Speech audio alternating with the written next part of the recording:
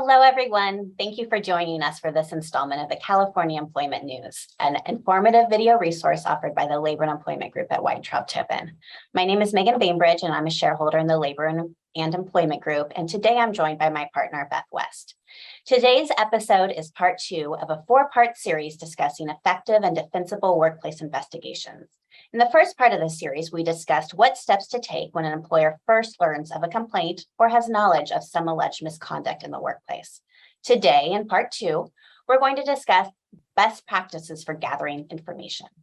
Beth, why don't you start us off and tell us what investigators should do first to ensure they gather all relevant facts about the allegations?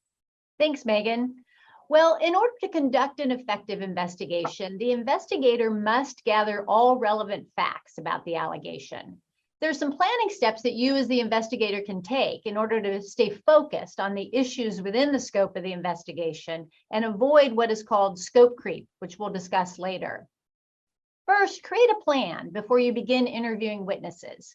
If there is a written complaint, you can use that as a starting place, a sort of roadmap or blueprint of the issues that define the scope of what's going to be investigated. This can also help identify which witnesses to talk to first and what documents, if any, may need to be reviewed prior to interviewing witnesses. If there's no written complaint, discuss the verbal complaint or concerns that have been raised with the client or stakeholder, and prepare a scope outline or memo to ensure that the scope of the investigation is clear. Determine your initial witness list, but don't be wed to it.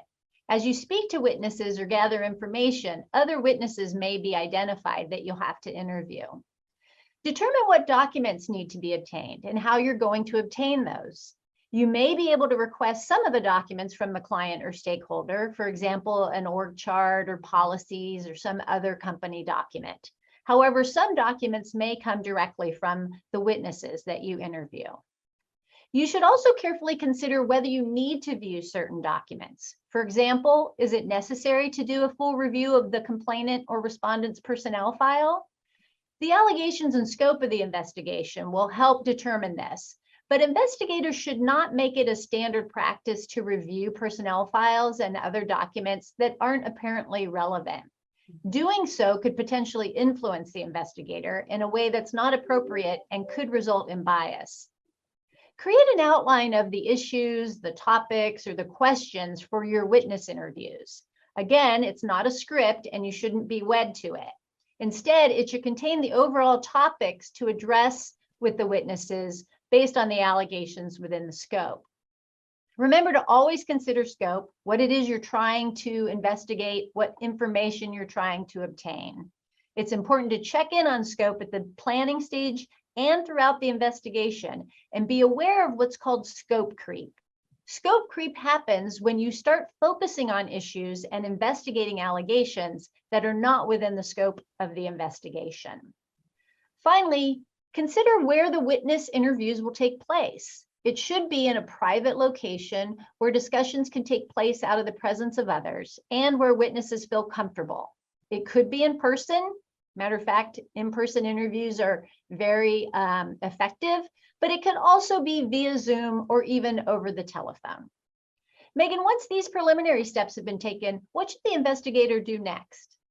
Start talking to the witnesses. I mean, most investigators are probably going to start with the complainant. That's the person making the complaint. And then based on that information, whether the individual provides names of other individuals who have knowledge, that at that point, the investigator will then likely seek out those third-party witnesses that have been named by the complainant. Following those third-party witnesses, the investigator will then generally reach out to the respondent to get his or her response to those allegations that are being investigated. When you're discussing or when you're interviewing the third-party witnesses, remember these could include former employees. They could include individuals who are not employed by the company. If that occurs, you'll want to make sure you're having discussions with the employer to determine whether or not those individuals will be reached out to. But just remember that the mere fact that the person is not a current employee of the employer is not instructive. Those are still individuals with relevant information that may need to be interviewed. And as I said earlier, you're usually going to conclude the investigation by speaking to the respondent. That respondent may give you additional people to speak to, to kind of give their side of the story. And at that point, you would then speak to those individuals. When speaking to the respondent, it's imperative that the investigator be prepared to ask the hard questions.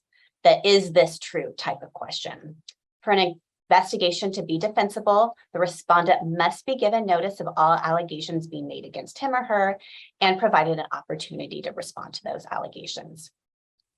When speaking to individuals regarding whether it's the respondent, the complainant, or some third-party individual, the investigator will likely use the same questioning techniques. Specifically, questions should start broadly, then seek, to find the details from there that are needed to fill in the story. Investigators should be very careful to avoid putting words into the witness's mouth and instead get the information from the witness directly. Further, at the beginning of all interviews, all witnesses should be given the same admonitions.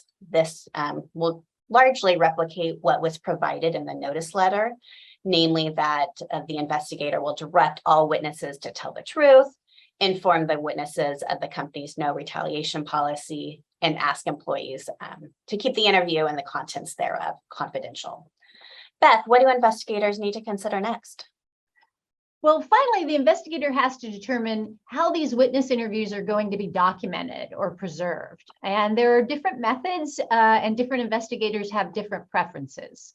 One method is for the investigator to take notes as he or she is interviewing the witness, either electronically or handwritten.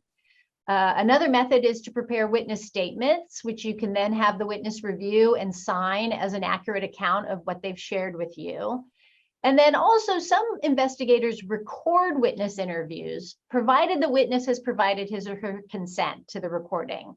But there's one thing to remember, however, that the recording will not only record what the witness says, but also what you, the investigator, say. So this means there will be a record of how well you asked the question, whether you put words in the witness's mouth, as Meagan referred to, whether you ask compound questions, or worse yet, whether you failed to ask a relevant question.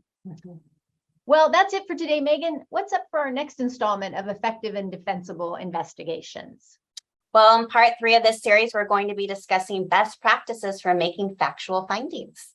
You can continue to follow along by subscribing to our YouTube channel or by finding us on our website at thelawblog.com. We'll see you next time.